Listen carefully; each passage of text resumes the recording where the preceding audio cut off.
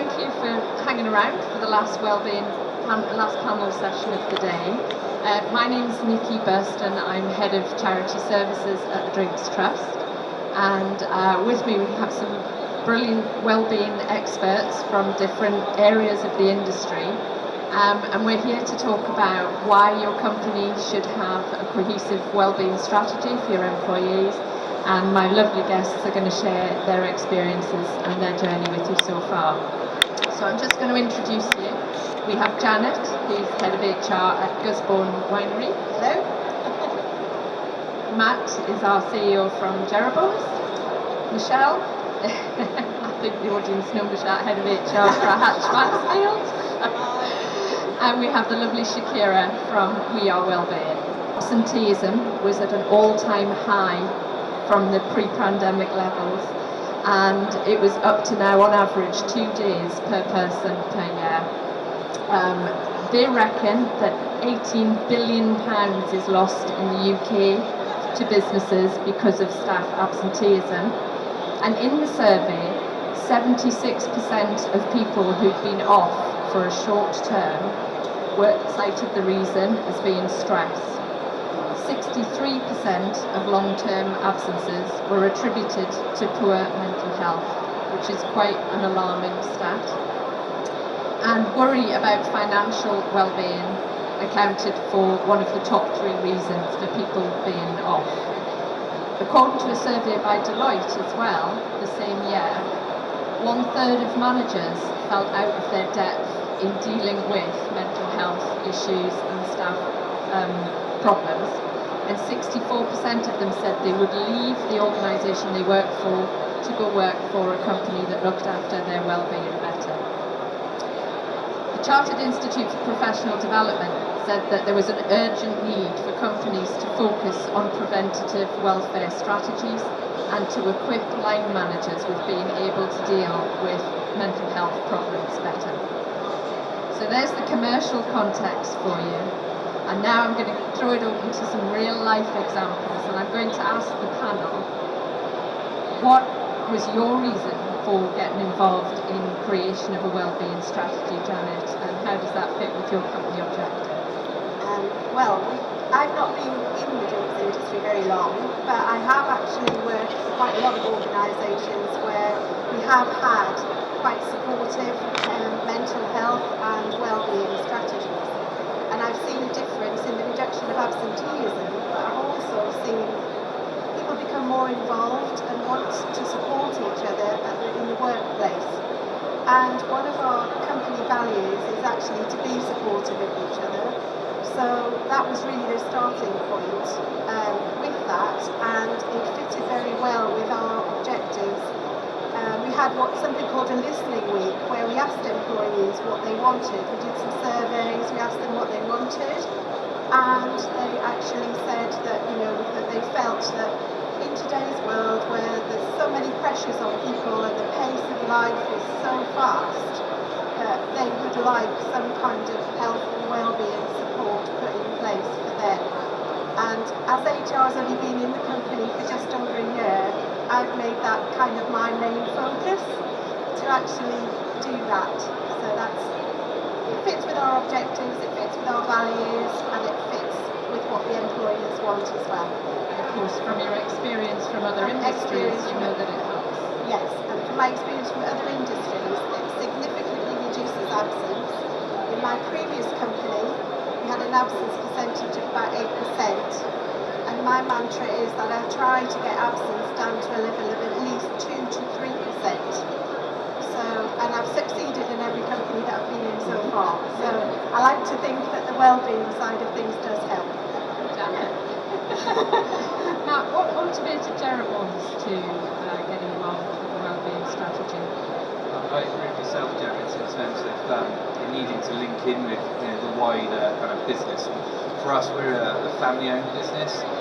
We're a small to medium-sized business, and for us, looking at that long term has been how we've always operated.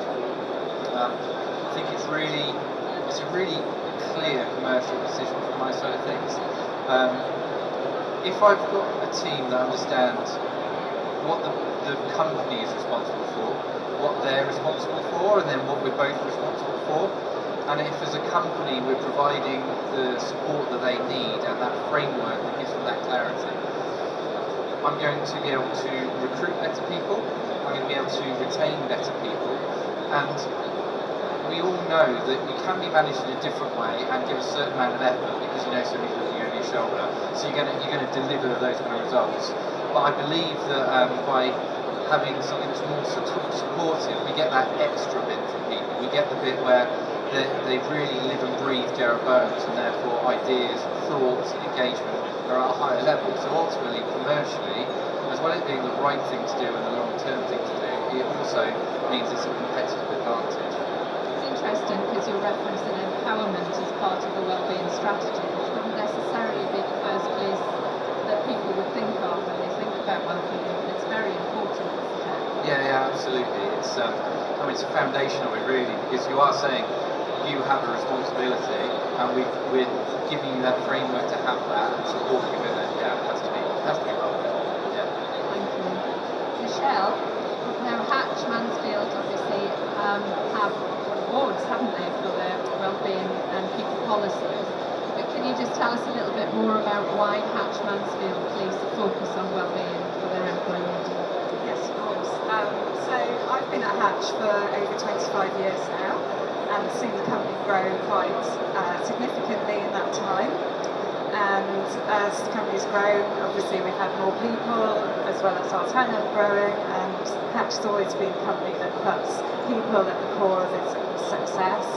And so when we were looking at strategy in 2016, it was clear that whilst we were growing, we could do more to promote employee wellbeing and offer support to people, because as you get more people, you need more support in business anyway.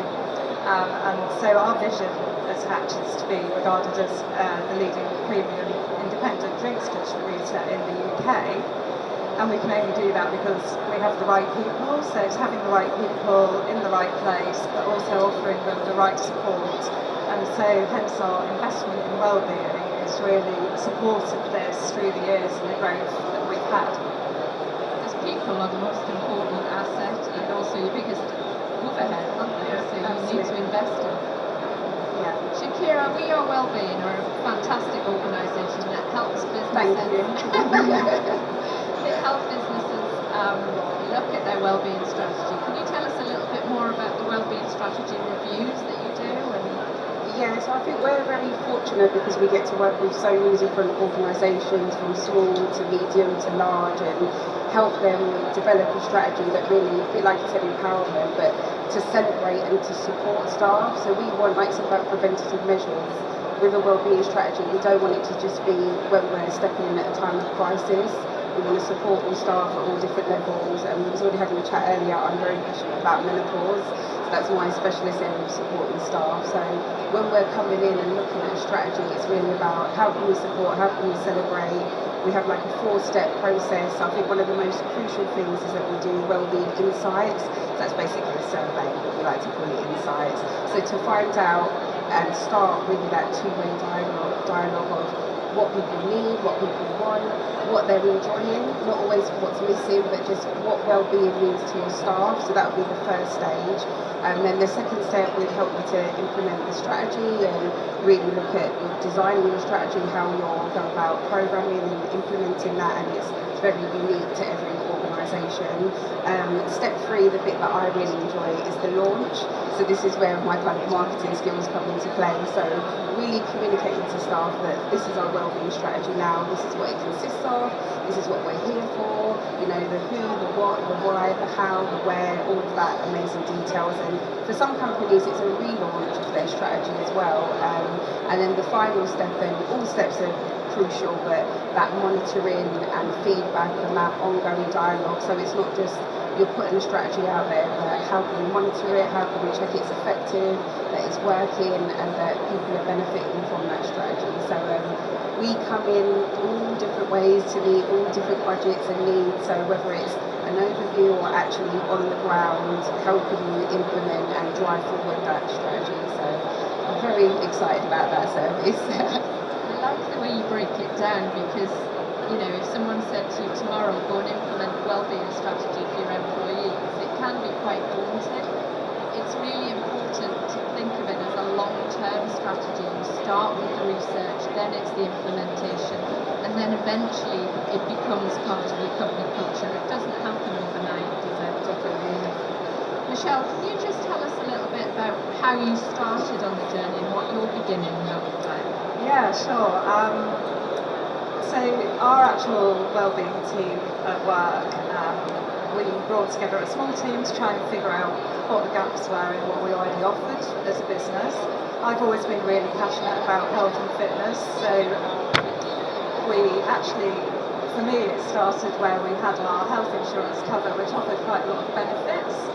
So I took on promoting all those benefits within the business and trying to encourage people to use those to get more healthy and use the benefits that it would give them. For example, they could get free teas and coffees and cinema tickets, and so I was always on a bit of a fitness mission, but that kind of fell in with the wellbeing side of things as well. So what we at Hatch we had quite a lot of things already in place, but it wasn't really in one place, so people didn't know where to access support or to who to go to for the support as well. So, and we were quite good at being reactive, but not very good at being proactive. So the small team that we got together, we made sense to try and start making something a bit more formal out of this, so that everybody was aware of where everything was.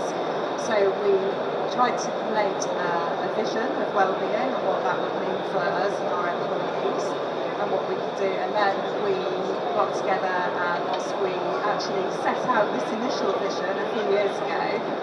We created a big presentation, we had a whole company meeting, and everybody got to see the wellbeing presentation, which talked about all the things that we could offer, but also that we would no matter what the problem was, we would be able to help, or we would be able to direct whoever had an issue to the right resource in the right direction. It's had its ups and downs, I would say. Organised wellbeing is not everyone's cup of tea, and you've always got people who don't really want to engage in it, but that's fine, you know, as long as they know where they can go if they were ever to need it, then that's the most important thing. Knowing the fact that we are doing this for our staff means that if they do need it, they can have it. So from there it's just grown, and we do quarterly updates at our commercial meetings to the whole company. We often have lots of activity challenges as well, competitions in the office. So last week we had mental health green day, everyone wore green. We sold some cakes, raised some money. We've had a hula hoop challenge, we do plank challenges, as well as like the serious stuff as well, where we've had people in.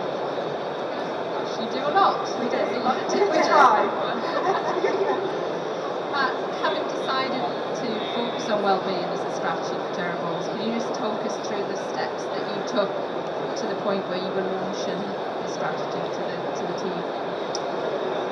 Yeah, I think we probably followed a fairly traditional path in the sense that we knew we wanted to do something but didn't know what we wanted to do.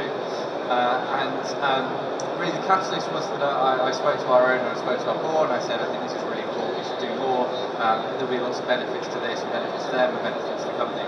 So having set that up, I then, in our company briefing, I said, we're going to do something. So, which I think is really important, because I think if you publicly state it, you're more likely to do, well, you know, you're being held to account then, aren't you? So then I was like, okay, well, I've really got to do something now. So, so we started off by, we introduced a couple of things first. We firstly looked at the benefits we offered and said, look, are there some things we can do that are better here? And we made some various changes. We introduced things like 2 volunteer days a year. And I also introduced the fact that the company would buy lunch for the team once a month.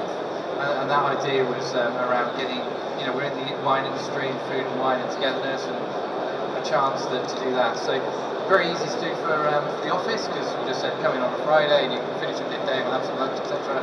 Harder to do in the shops, but we found a way which was, again, pick one day of the month and allowed them to spend the money as they wish. So if they wanted to have a drink, you know, a bite to eat after work, they could, or if they wanted to order pizza, they could. So, you know, as they wish. So we started on that, and then I actually saw a Drinks Trust advert for Wellbeing Champions, and it was really good timing, and I was like, well, that sounds quite interesting. Let's send somebody on that and see what it's all about. And you guys trained them, and they came back in, and I realised it was good. So then we had 2 or 3, and then it's really good from there. Yeah. So I think a little bit of trial and error, then discovering Wellbeing Champions, and then we just built. Yeah. The Wellbeing Champions have been really, they've been a great part of implementation because they're the ones who are constantly driving the wellbeing agenda, aren't they? Janet, tell us about your story at Gisborne in the short term. Well, I'm not, as I say, I've not been there that long, but for me it was about well-being, but it was also about equipping the managers as well with the skills of recognising that there were places that they could go to support their teams and to get information, to get ideas about how best to support their team, and to take the fear out of it as well, because there's a lot of fear associated with offering help and support in a wellbeing forum, because not everybody's an expert. So I think from that perspective, I've used it as part of a training and development program as well. So the Wellbeing Champions have been trained, and the Wellbeing Champions are not necessarily managers, but some of the managers are Wellbeing Champions too. So there's kind of a crossover of different levels as well within the organisation. The other thing is, because we're so diverse in terms of where our locations are as well, a bit like you, it's been a good thing to get people to sort of talk to each other about things and to share what's going on in different parts of the business. So it's been a really enlightening for me, because going into a new organisation, I didn't know anyone very well, so it's also got people who I didn't know very well to open up a bit as well, so that's been really good. Wellbeing Champions training has really just started in our organisation. We're looking at now doing a strategy, and we're now looking at putting job descriptions in place for the Wellbeing Champions, and we're doing it properly, so they'll have a proper role in the organisation. Job description's a good idea. Yeah, I know my eyes lit up. Well, I think if people know what it is that they want to do it. They've all been volunteers, by the way, as well. That's the other important thing. The Wellbeing Champions, we asked for volunteers, and we got about 13. So that's really good. We've ended up with 10 for various reasons. People couldn't attend the training and things like that. But so we've got 10, and they want to know a bit about what their job role is and how what we expect from their team. So we're starting on that together with a strategy that fits in with the business strategy. So there we are. What we've found as well is that kind of Champions Committee structure has been a way of bridging the gap between departments, but also physically. You have people in the vineyards, Matt, you have 3 different areas of the business. So how have you managed to have a strategy that suits the 3 different areas that you I think the key to that really is having a portfolio of things that you do, because there's very few initiatives that are applicable to everybody, and so by having that portfolio, people will pick and choose the thing that's relevant to them. The second important thing is the fact that a lot of this area of well-being is actually raising awareness of where to go if there's a problem, which is of course the Wellbeing Champions. They're not designed to deal with the problem, they're just designed to say, well, I know that you can go to here, here and here for expert help. And you mentioned managers earlier as well, and one of the things that we've done is the way that our managers manage is through open conversations. But I think the main thing is around communication. It's really hard for those people in those shops to really engage with the way that you're communicating, and you have to be really thoughtful of that. And it may be that you either have to communicate more often and keep reiterating, or you simply have to be imaginative and where those touch points are and weave it into other. So for example, we have managers meetings once a month for the shop teams. Well, if we can incorporate well-being into that, that's a natural meeting group they're meeting anyway, so you find those opportunities. Yeah. And you have a company intranet, don't you, that you use? We do. Yeah, so it sounds very grand, but it's quite simple. We have an internally hosted website that has information that we've unashamedly copied and pasted from people like We Are Wellbeing, and added our own little title in and said this is from them and this is where it is, and here's the link at the bottom to the original. It's been used. Yeah, we have permission, but yeah, at the same time, we didn't try and rewrite it. It was well written, so we put that into one place. So our teams go there for their wine knowledge training and for various bits, and it's in one place. So whilst they're there, they know they're not going to remember another link or think about it. It's just there. Yeah, and having that central place makes a big difference. Yeah. And Janet, how do you manage the multi-site issue that you have with people's vineyards? Well, what communication tools do you use? Where I used to work, we had an intranet that worked exactly like that. Oh, great. So that's my next challenge. But for the moment, we're actually using, we're having meetings, regular meetings with the Wellbeing Champions. We do it on Teams for the distance sometimes, but we have had some meetings in face-to-face as well. So, that is a challenge. But generally speaking, most people communicate via email as well. So, we've got a few different ways that we actually do it. Sometimes we've got a little WhatsApp group as well. So we've kind of, we're just trying to use various different methods that we've got available to us. But I would like an intranet because I think it really would work very well, where things are central. It does work. Yeah, It genuinely does, yeah. Yeah. One place. It's a complicated world out there. One place, yeah. All needs. I find a good place for putting any information is on the toilet door. That's inside. right. I was just going to say posters. I know it's old school and the environment, so just don't laminate them. But posters are so effective, like toilets, where everyone's having a cup of tea, just like that flashpoint to say, wellbeing champions, or even just to direct people to the internet. Because not everyone's always checking their like people in shops, they're not always checking their emails. People want that break from technology as well, we're trying to encourage. So getting the balance between old school methods and the newer technology as well. I love a WhatsApp group. I think you can't go wrong with that. I think the other thing is that, having joined Drinks Trust and doing the business advisory side, we've shared a lot of things together. And we might all be doing different things, but it's nice to actually get together and share the ideas that can actually work. It gives us all ideas. It gives us all ideas, so that's been a really good motivator for me, particularly, but also for the Wellbeing Champions as well.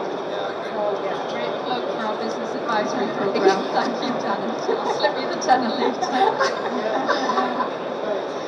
Shakira, this wasn't in the list of questions, but could you just tell people a little bit about the Wellbeing Champions so that everybody knows what exactly Yes, I can.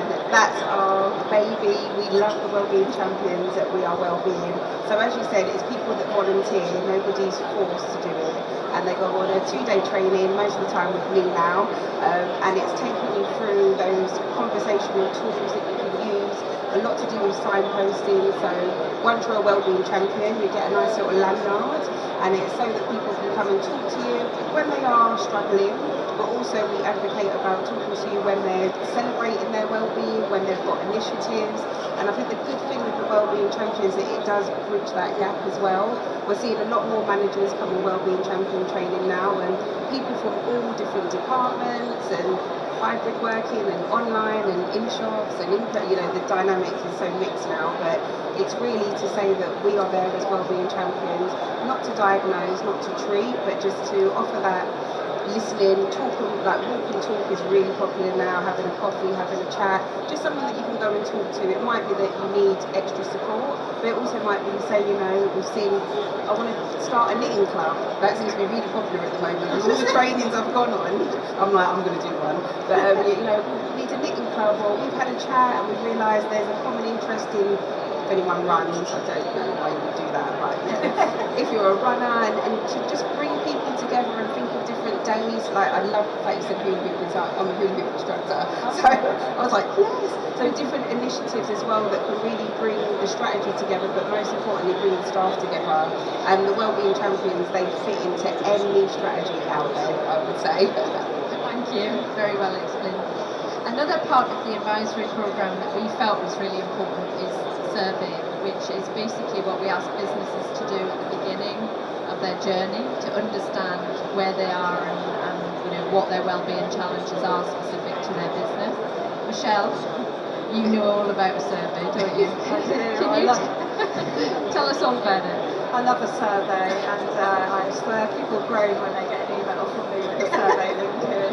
But we found that surveys have actually been really effective at Hatch. Not only for fact finding, but just so that we can see how we're doing and how we're performing, for our people.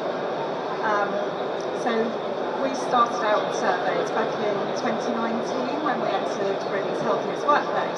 So it also had points that we could improve on, areas in the business where we needed to work a bit more on. So that was a really useful tool. And from there we've kind of I've run away with the surveys a bit because they are really useful and things change over time, things changed over COVID and everything.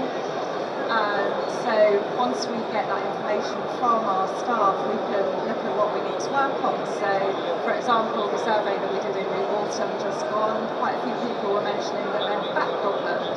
So when we had our last quarterly whole company meeting, we had a physiotherapist come in. She did a talk to everybody and she gave everybody some advice and tips on what you can do, best postures, sitting at your desk, making sure that you get up and walk around regularly and you're not just sat down all day, being active and also being responsible for yourself, to keep that movement going.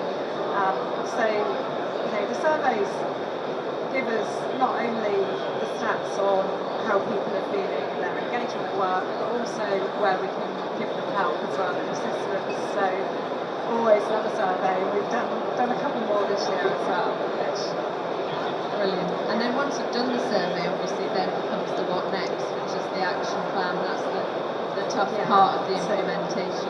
So we try and feed back directly to the staff every quarter so that they know that we have taken on board what they've said.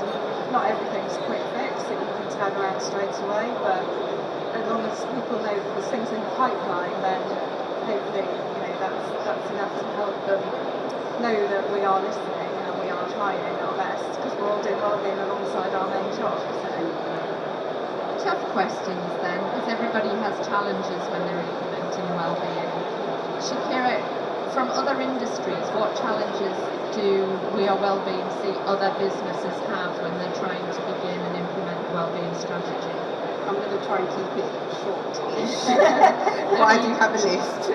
But it's not negative. I would say probably the first thing is staff engagement stroke trust, if that makes sense. So what we hear back, and especially through the wellbeing champions, and it's not anybody slagging off the place that they work in, but it's what is the reason that the company is implementing a wellbeing strategy? Is it just a tick box exercise, or do they really, like you said about feeding back around the survey, are they listening to us? Is it because it's what we want? So trying to bridge that gap, whether you use wellbeing champions, whether you use posters, or whichever method you use, to try and feed back to staff that we are doing this because yes, financially, but also morally, we believe in wellbeing, and I think it's about building that trust, building that engagement, so then it feeds into your culture as well, that wellbeing is important, because let's face it, we spend a lot of time at work, so we want to make sure that we're in the best environment, but that we've also got things that we can take away that build our wellbeing outside of work as well. So consistency is another challenge. Sometimes companies start a strategy and then they don't follow it up, or they don't realise the work that's entailed in keeping up with that consistent message and support. And like I said, it's not always just about speaking to staff when they're in moments of distress. It is about celebrating and sharing best practice within the company as well. I think buy-in, I've put here, buy-in from all levels, so it's across every department. No matter if you're just a 2-person organisation or a 200-person organisation, that buy-in from every level, and like I said, not just so that it's a tick box exercise, so that everybody is involved and understands the benefits. And then I'd say measuring success and impact, that is a challenge, because sometimes people don't complete surveys, unfortunately. So it's what other methods can you use to get that feedback and make sure that we are giving our staff what they want. And I think being aware that the wellbeing landscape changes. I mean, when I first started in corporate wellness, it was just a bowl of fruit and like a boot camp, and it's normally raining whenever I've done that boot camp, so no one would come. So is it, times are changing, the message is changing, people are really understanding that well-being is just bigger than exercising. It includes so many different things. I mean, the free lunch and all that, those things are amazing as well, and the bowl of fruit. But moving with the times as well to try and keep it current, because if it's current, then people are going to engage as well. But I'll stop there. I could go on. But we can always spin it round to positive, so don't worry. Yeah, you did that very well. It's interesting because 3 different businesses sat here today, but all with kind of similar experiences, but at different stages in your wellbeing journey. So, golden nugget, if I was to ask you to share, 2 or 3 tips that you would share with the audience about what to do, what not to do when you embark on your journey. Janet, I'll start with you. What would you say? Well, I think it's like safety is very important in organisations as well, and it's got to be led from the top. So I think you need to have support from your CEO or the MD for it to really go from. So Matt sat next to me would probably reinforce that. Yeah, it was going to be the first thing I was going to say. Yeah, so it has to be led from the top, and I think the other side of it is it's something that's voluntary. So it's you've got to have people that want to do it, that want to help, that you want to support, and I think also it's about making people who've got as employees, because HR's got a terrible reputation in most companies. Nobody wants to go and talk to the HR person. Generally, I think it's changing. It's changing, yeah. I don't know why people don't want to talk to me, but anyway, I think it's about having other avenues for people to go and share those, and then for them to see that the organisation, the HR, the management team, their managers can signpost people in different directions to give them the help and support that they need. So those are the 3 things that I would say from my perspective. And I think as well, just to your point about everyone being volunteers, I think giving people the space to have the time in the work environment to discuss and spread the word about wellbeing is really important. Matt, what would you share with the audience? I mean, as I say, you stole my first point, but at the same time, that raises. Fundamentally, it has to be led from the top. It's absolutely true. You also have to be consistent. You also have to recognise that it's going to take time.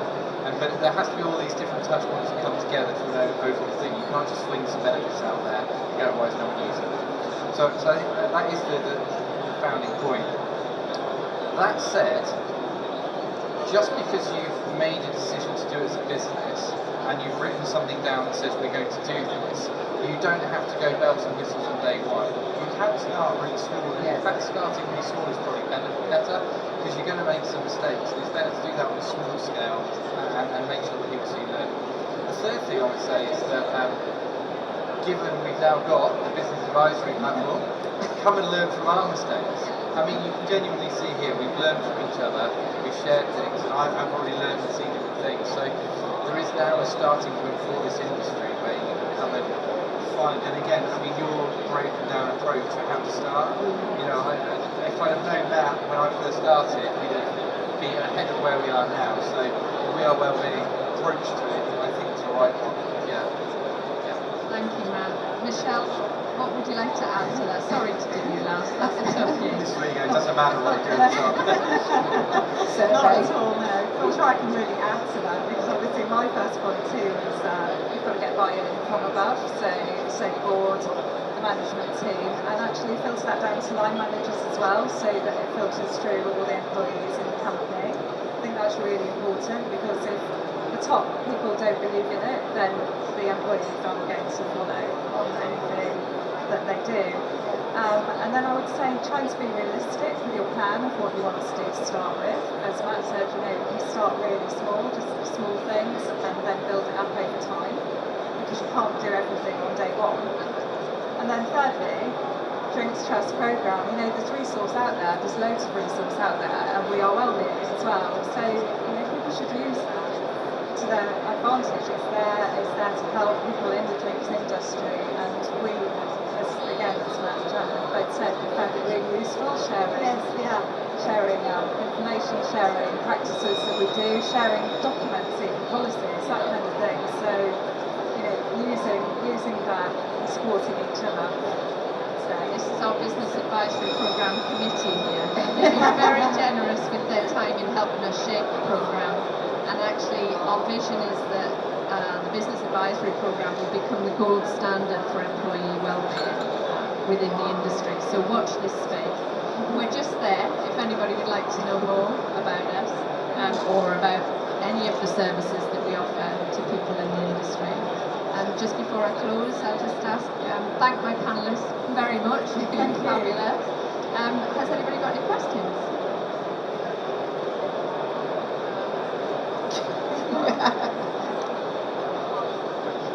Thank you, Charles.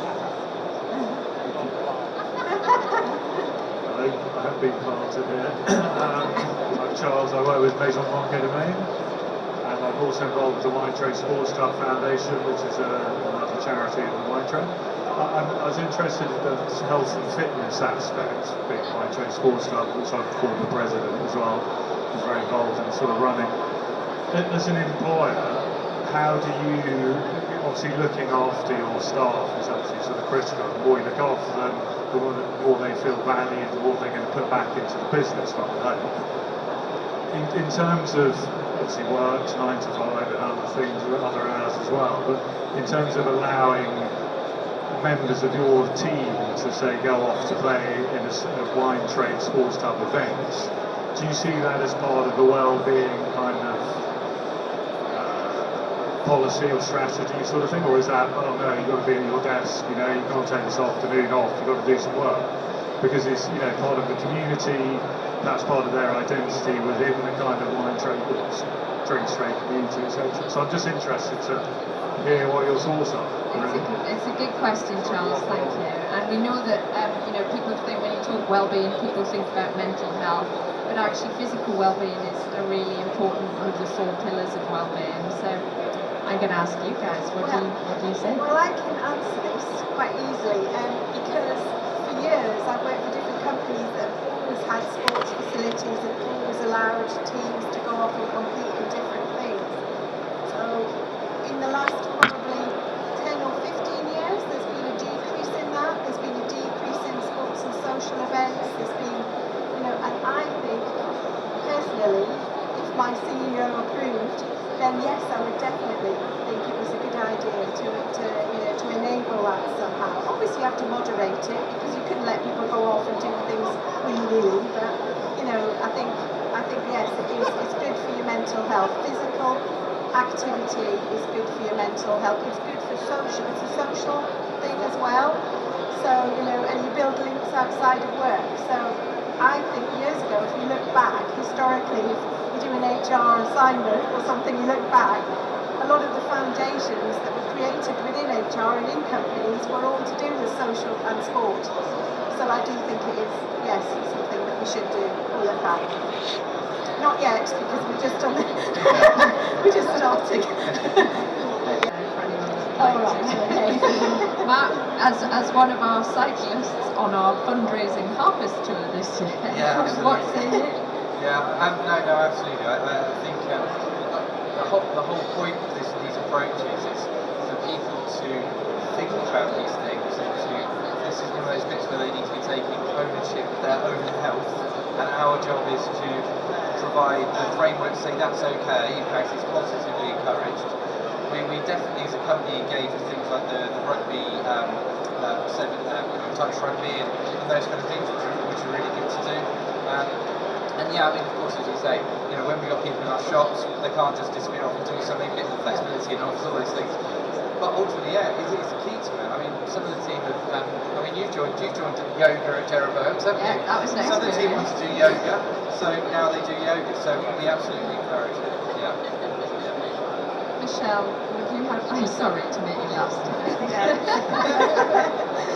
Yeah, I think we support sporting activities at Hatch, definitely. I think we've got a team entered this year for the touch rugby too. So we'll have a bit of a competition there, Matt. We're rubbish, but we have fun. Yeah, well, that's the main thing, isn't it? You know, people can do sport and have fun as well. Yeah. And we've always been really lucky at Hatch that a lot of people are quite into sports as well. So alongside the whole wine side of things, that people actually want to go out, and we've always been quite flexible. And again, it comes back to line manager buy-in, so as long as your line manager's happy that you're doing the work and that you've got time to do it, then yeah, definitely to be encouraged. Thank you, guys. Any final questions before we close the session? I hope that's been useful. Thank you very much for joining us this afternoon, and yeah, please stay in touch with the Drinks Trust, and thank you again to my panelists who've been brilliant. Thank you.